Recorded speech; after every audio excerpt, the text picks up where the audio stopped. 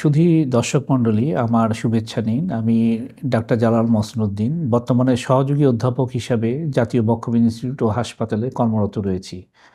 আজকে আমরা যে বিষয়টি নিয়ে আলোচনা করব যে শীতকালে আমাদের ঠান্ডাজনিত সমস্যাগুলি এবং অ্যাজমা বা সিওপিডি এইসব রোগগুলি কেন বৃদ্ধি পায় এবং বৃদ্ধি পেলে আমরা কি ব্যবস্থা নিব সেই সম্বন্ধে আলোচনা করব।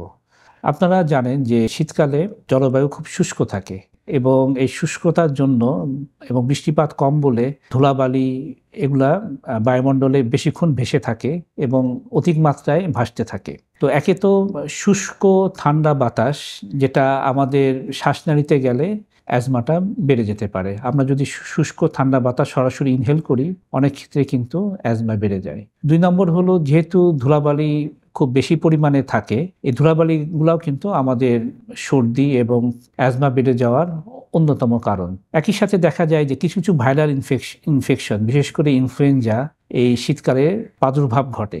এই ইনফ্লুয়েঞ্জা কিন্তু অনেক ক্ষেত্রে আমাদের অ্যাজমা এবং সিওপিডি জাতীয় রোগগুলি বাড়িয়ে দেয়। তো সেক্ষেত্রে আমরা কি করব?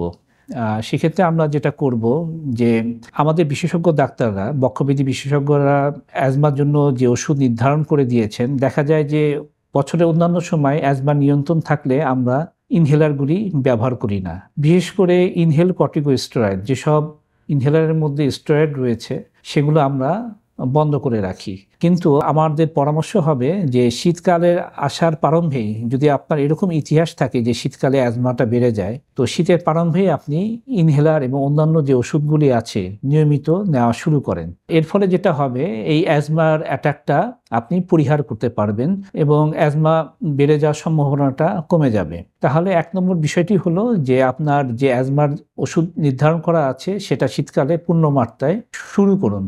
এছাড়া আপনারা যেটা করতে পারেন যে যেহেতু এখানে ইনফ্লুয়েঞ্জা ভাইরাস বা অন্যান্য ভাইরাল ইনফেকশনগুলো খুব বেশি মাত্রায় এই শীতকালে হয়, আপনি ইনফ্লুয়েঞ্জার ভ্যাকসিন নিয়ে নিতে পারেন।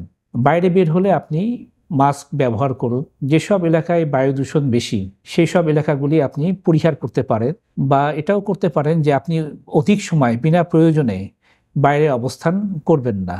বাইরে গেলেও আপনি মাস্ক ব্যবহার করবেন। তো এইভাবে কিন্তু আমরা শীতকালের যে অ্যাজমা অ্যাটাক আছে সেগুলো আমরা পরিহার করতে পারি এবং আমাদের অ্যাজমাকে সুনিয়ন্ত্রিত মধ্যে রাখতে পারি। তো দর্শক মণ্ডলী, এখানেই আজকের মতো শেষ করছি। সবাইকে অসংখ্য ধন্যবাদ।